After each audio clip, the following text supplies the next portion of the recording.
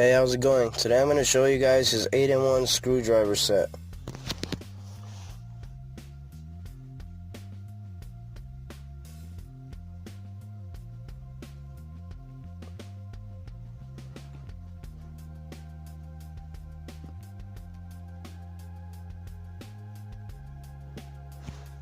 Looks legit. Consists of rubber and plastic.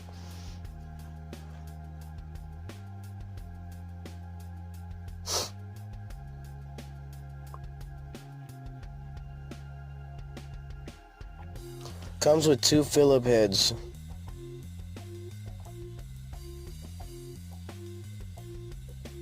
Two flat heads.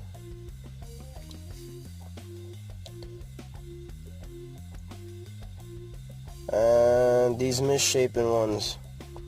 I guess they're hex bits.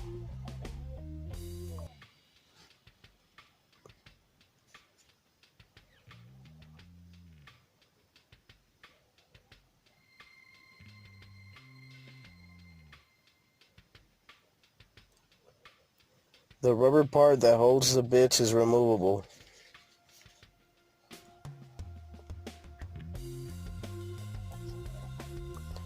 Looks like it's not magnetic. That sucks.